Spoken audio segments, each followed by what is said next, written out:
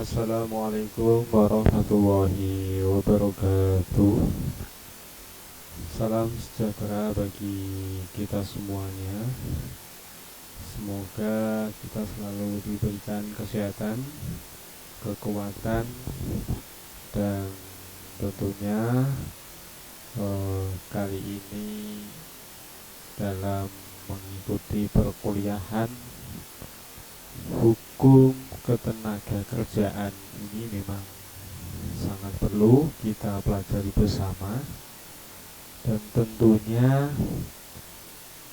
di awal perkuliahan ini yang harus diperhatikan seluruh mahasiswa semua, ini jangan sampai nanti ada yang ketinggalan ya. Tentunya bagi seluruh mahasiswa yang mengikuti perkuliahan hukum ketenaga kerjaan ya, pada pertemuan ini kita akan bahas bagaimana kontrak perkuliahan nanti sampai pada akhir perkuliahan. Dan tentunya pada kontrak perkuliahan hukum ketenaga kerjaan ini yang harus diperhatikan, yang pertama dari penilaian ya. Penilaian yang pertama tentunya selama mengikuti perkuliahan hukum ketenaga kerjaan, tentunya kehadiran. Sebagai mahasiswa, tentu ini kehadiran sangat penting sekali.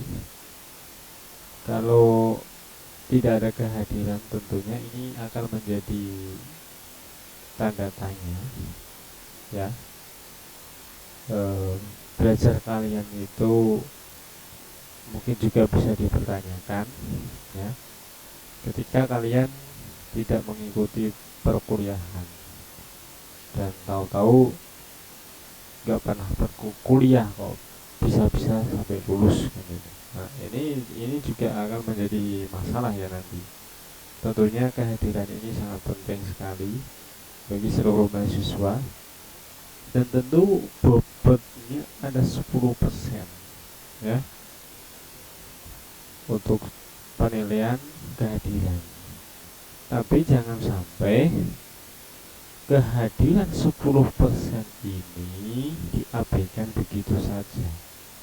Saya minta kepada seluruh mahasiswa, kehadiran ini adalah sebagai tolak ukur bahwa kalau kalian mengikuti perkuliahan hukum ketenaga kerjaan ini, tentunya di dalam proses pembelajaran ini sangat penting, sangat berpengaruh dalam penilaian-penilaian yang lainnya juga nantinya. Saya harapkan kepada seluruh mahasiswa jangan sampai kehadiran ini diabaikan begitu saja ya. Kemudian dari penilaian yang kedua mengenai tugas-tugas, apapun yang diberikan tugas mohon dikerjakan. Tapi kalau mengerjakan tugas, diberikan tugas, diikuti aturannya, petunjuknya. Jangan berprinsip bahwa hanya kuliah yang penting bisa mengerjakan tugas. Jangan seperti itu, tapi betul-betul dipelajari panduannya, petunjuknya ya, yang sudah diberikan mengenai tugas. Kalau tentunya di sini mengenai tugas-tugas yang diberikan dalam mata kuliah hukum ketenaga kerjaan. Nah, ini jangan sampai diabaikan petunjuk-petunjuk yang nanti akan diberikan, tugas yang akan diberikan kepada seluruh mahasiswa. tentunya. Ini banyak sekali tugas-tugas yang sudah diberikan ini ternyata beberapa kasus tidak dikerjakan, ya, tidak dikerjakan sebaik-baiknya sesuai dengan pedoman atau petunjuk yang sudah diberikan. Prinsipnya kebanyakan banyak yang penting mengerjakan tugas dikumpulkan. Nah, kalau kalian ingin belajar kok hanya seperti itu, kenapa kalau kalian ketika nanti mendapatkan nilai yang tidak tidak memuaskan atau mungkin tidak sesuai dengan harapan kalian, lalu kalian protes? Nah, ini akan menjadi persoalan juga nanti. Nah, tentunya saya berharap kepada seluruh mahasiswa, tugas-tugas tolong dikerjakan sebaik mungkin sesuai dengan petunjuk atau arahan yang sudah diberikan. Itu mengenai penilaian yang dari segi tugas-tugas, ya. Kemudian yang ketiga penilaian UTS. UTS di sini tadi kalau tugas 20% ya, sudah dicatat semua ya. Terus kemudian UTS 30%. Jadi setiap soal-soal yang sudah diberikan jangan hanya dipenuhi singkat-singkat saja, tapi jangan hanya dikerjakan hanya singkat saja, tapi dikerjakan sesuai dengan pertanyaan yang sudah diberikan, ya. Itu sangat penting sekali bahwa dan untuk jawaban-jawaban yang nanti tentunya sudah dijawab,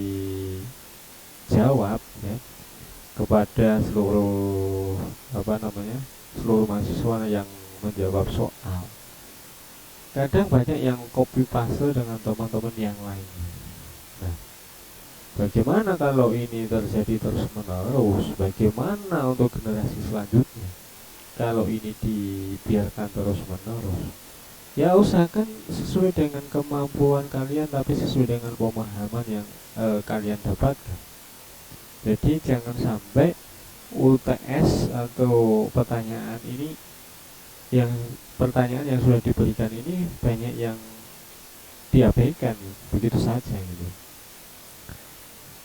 Mungkin prinsipnya yang penting dikerjakan, kan gitu. Lalu terus nanti kalau sudah lulus, bagaimana untuk mempertanggungjawabkan selama kalian kuliah? Nah, ini akan menjadi persoalan tentunya. Bahkan ini nanti juga sampai dalam dunia kerja, ya. Apalagi kita berbicara mengenai hukum ketenagakerjaan ini sangat penting sekali ya bagi seluruh mahasiswa. Nah, kemudian UAS. Nah, UAS nilainya 40%. Nah, ini juga sesuai dengan arahan-arahan atau petunjuk yang sudah diberikan, harus dikerjakan semaksimal mungkin berkaitan dengan UAS. Nah, ya, kepada seluruh mahasiswa yang saya hormati, tentunya pada perkuliahan hukum ketenagakerjaan ini sebenarnya saya saya belum perkenalan ya tadi ya di awal.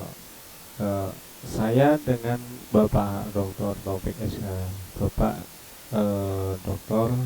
Haji Taufik SH MHum, ya, yang berdua ini yang akan mengampu mata kuliah hukum ketenagakerjaan.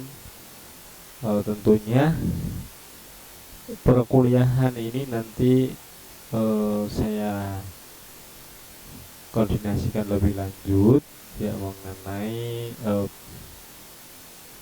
waktu, ya, dan nanti akan saya informasikan melalui grup yang melalui forum-forum yang sudah dibuat.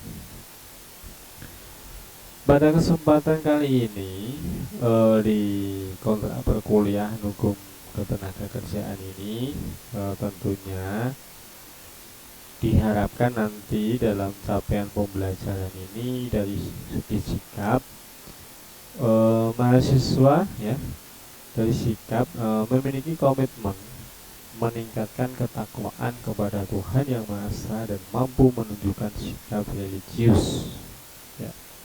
Kemudian menjunjung tinggi nilai-nilai kemanusiaan dalam menjalankan tugas berdasarkan agama, moral, dan etika.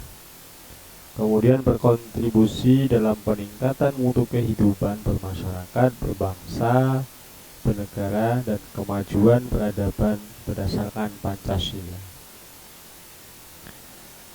Untuk penugasan penguasaan pengetahuan, tentunya menguasai konsep atau teori hukum, asas-asas hukum ketenagakerjaan, tentunya dalam hal ini ada aturan-aturan yang baru, ini juga akan bisa kita kaji bersama ya.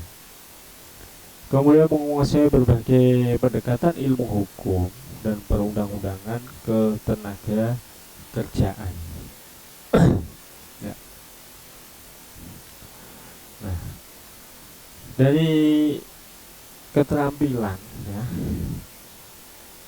mampu menerapkan penulisan logis, kritis, sistematis, inovatif dalam konteks pengetahuan dan implementasi pengetahuan hukum ketenagakerjaan dan teknologi dengan memperhatikan dan menerapkan nilai humaniora yang sesuai dengan bidang keahliannya.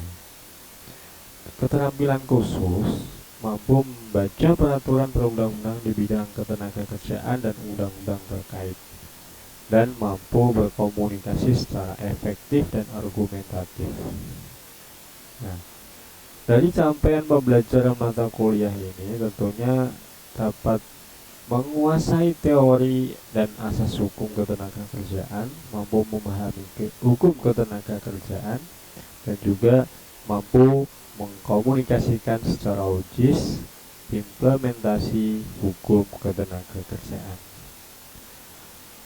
Mata kuliah hukum ketenagakerjaan ini tentunya mempelajari mengenai teori dan asas hukum ketenagakerjaan serta implementasi dari ketentuan hukum ke hubungan perindustrian Pancasila sebagaimana yang tertuang di dalam peraturan perundang-undangan ketenagakerjaan.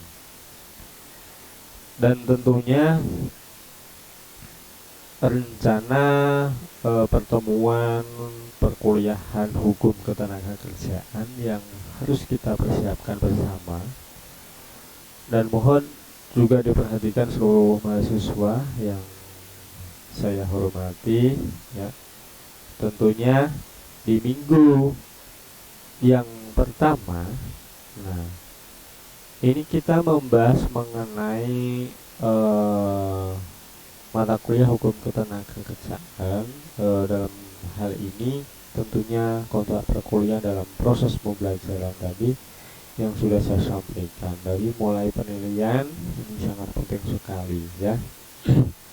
Kemudian nanti dari petunjuk yang sudah diberikan mohon juga nanti diperhatikan ya. Dan mahasiswa nanti setelah ini juga bisa merespon bagaimana apa yang akan kami jelaskan ya. Tentunya ini apakah sudah bisa diterima ya. Kemudian kalau memang ini juga ada yang ingin ditanyakan juga nanti bisa ditanyakan langsung ya.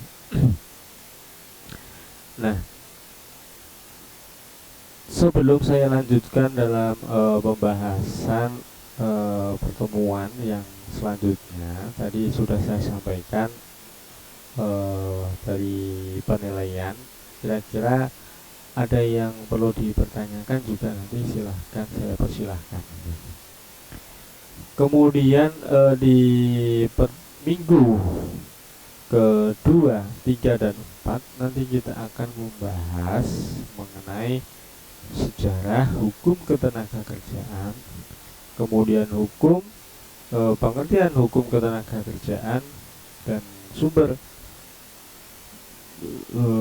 hukum ketenagakerjaan.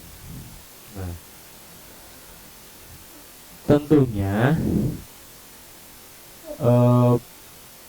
pengetahuan sejarah hukum ketenagakerjaan, pengertian hukum ketenagakerjaan, dan sumber hukum ketenagakerjaan ini nanti kita akan bahas di pertemuan di minggu kedua, 3, dan keempat.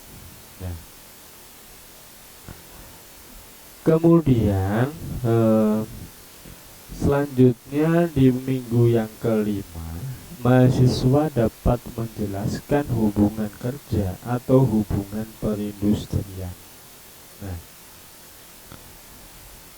kemudian di minggu yang ke-6 dan ke-7, mahasiswa dapat menjelaskan hak dan kewajiban dalam hubungan kerja, terus pengupahan, ya, pengupahan.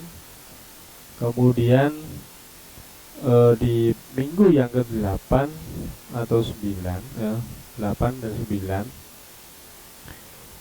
mahasiswa dapat menjelaskan pemutusan hubungan kerja atau PHK, ya, kemudian perselisihan hubungan perindustrial dan penyelesaiannya. Kemudian di minggu ke-10, 11, dan 12, mahasiswa dapat menjelaskan keamanan, keselamatan, dan kesehatan kerja, jam sostek, organisasi ketenagakerjaan. Nah, ini yang nanti akan kita bahas di minggu ke-10, 11, dan 12. Kemudian yang minggu ke-13, mahasiswa dapat menjelaskan apa yang dimaksud dari outsourcing, TKI, dan TKA. Itu di pertemuan yang ke-13. Dan kemudian yang pertemuan minggu ke-14 dan 15, mahasiswa mampu menjelaskan penegakan hukum ketenagakerjaan, kemudian peradilan hubungan industrial. Tentunya pada pertemuan-pertemuan yang sudah saya sampaikan, sebagai referensi silahkan bisa dicari referensi Prof. Iman Soipomo SH, Hukum Perburuhan bidang hubungan kerja, ya, Jakarta 1983. Kemudian Haji Zaini Asadi SHM Hukum Ketenagakerjaan dalam Teori dan Praktek di Indonesia, Prenada Media Group, Jakarta tahun 2019, ya. Kemudian Abdul Rahman Budiono, Hukum Perburuan di Indonesia, cetakan dari Raja Grafindo Persada, Jakarta 1999. Kemudian Adian Sutedi, Hukum Perburuhan, Sinar Grafika, Jakarta tahun 2009. Kemudian Jumadi, Sejarah Keberadaan Organisasi Buruh di Indonesia, Raja Grafindo, Jakarta 2005. Kemudian FX DJ Mialci, Perjanjian Kerja, dari penerbit Sinar Grafika, Jakarta 2006. Kemudian Lalo Husni, Pengantar Hukum Ketenagakerjaan di Indonesia, Raja Grafindo Persada, Jakarta 2005.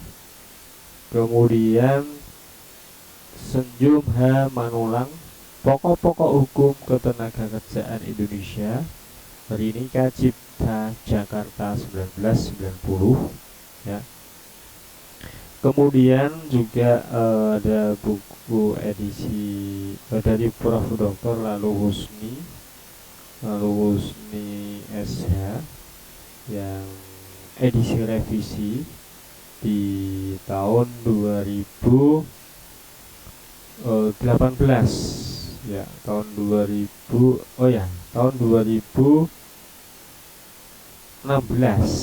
Nah, ada pengantar hukum ketenagakerjaan edisi revisi dari buku dari Prof. Dr. Lalu Husni SHMHUM yang mengenai pengantar hukum ketenagakerjaan. Nah, ini kalau Lalu Husni ini dari ada 2005, ini ada 2016 juga yang nanti akan bisa dijadikan referensi bagi seluruh mahasiswa. Ya, itu yang dapat saya sampaikan. Kurang lebihnya saya mohon maaf. Akhir kata, ya, kalau memang ada hal-hal yang ingin ditanyakan, saya persilahkan.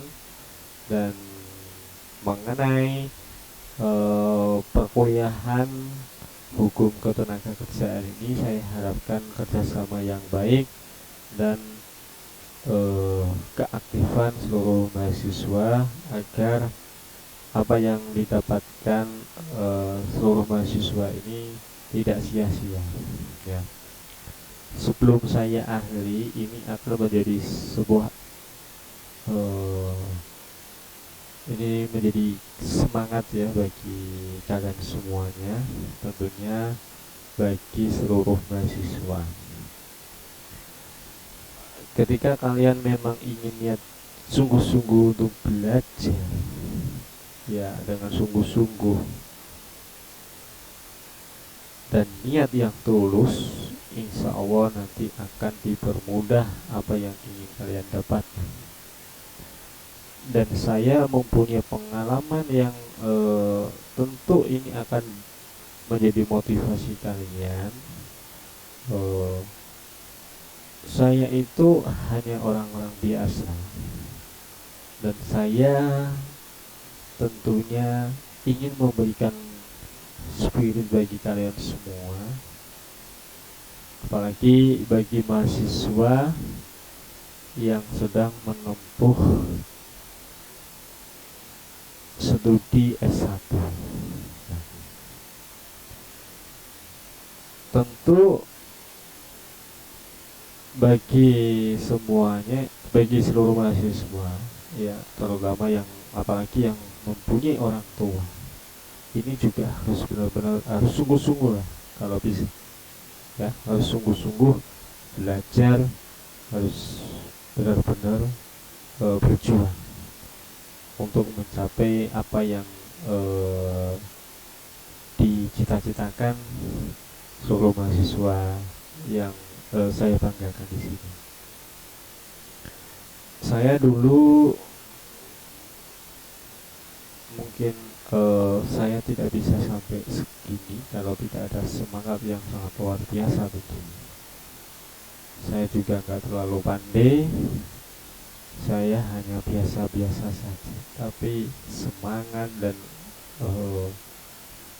menjalankan hal-hal yang baik dalam menjalankan aktivitas, dan saya berjuang untuk mencapai pendidikan mungkin ini yang tertinggi ya. Ini juga perjuangan yang sangat luar biasa ya, yang mungkin kalian belum tentu bisa melakukan apa yang saya lakukan. Tapi jangan menyerah, karena ini juga sebagai renungan kita bersama. Saya dari mulai SMP, SMA, sampai S1, sampai S2, sampai S3 ini mungkin adalah doa dari orang tua. Saya bisa sampai seperti ini juga banyak doa dari orang tua. Tanpa campur tangan dari doa orang tua, tentu saya tidak akan bisa duduk di hadapan kalian semua. Dan pada waktu itu memang saya mungkin menjadi ujian yang sangat luar biasa. Tentunya saat saya mulai SMP, orang tua atau ayah saya jatuh sakit stroke ya. Bahkan sampai saya kuliah ya, kuliah. Awalnya saya juga mungkin pernah gagal di kampus yang satunya, tapi saya selalu berusaha ya, karena ya bukan berarti gagal di masalah finansialnya sebenarnya, tapi saya selalu berusaha, selalu mencari jalan terang, dan saya mencari alternatif sehingga saya bisa sampai lulus. Dan itu pun perjuangan yang sangat luar biasa, dari SMP, SMA, dan sampai pada jenjang S3. Tentunya kalau saya ceritakan mungkin bisa beratus-ratus halaman. Nah, ini hanya sekedar informasi, dan bagi seluruh mahasiswa yang saya banggakan, saya berharap kalian kuliah harus benar-benar sungguh-sungguh mengikuti dengan baik ya. Jangan sampai mengecewakan orang tua kalian. Dan apa yang menjadi instruksi dari, apa yang menjadi perintah dari guru kalian, dosen kalian, siapapun yang memberikan ilmu yang bermanfaat buat kalian, tentu kalian harus menghargai dan harus bisa menjadi semangat ya, menjadi motivasi agar di kemudian hari tentunya kalian diharapkan bisa berhasil semua. Karena tentunya kalian yang akan melanjutkan, meneruskan kita semua, dan harapan kami tentu kalian bisa menjadi yang bisa membawa perubahan sebagai kalian sebagai agent of change untuk negeri yang kita cintai ini ya. Itu saja yang akan saya sampaikan, dan tentunya ini sedikit cerita yang bisa membuat inspirasi kalian. Saya berharap kalian selalu belajar dengan baik dan mengikuti perintah-perintah yang sudah diberikan dalam menjalankan perkuliahan ya, mengikuti perkuliahan semua ya. Saya anjurkan semua perkuliahan yang sudah dijadwalkan diikuti dengan baik, dan tentunya saya berharap kalian mempunyai ide-ide atau gagasan-gagasan yang lebih baik lagi daripada apa yang sudah nantinya apa yang sudah saya sampaikan kepada kalian semua. Itu yang dapat saya sampaikan. Semoga bisa bermanfaat. Akhir kata, assalamualaikum warahmatullahi wabarakatuh.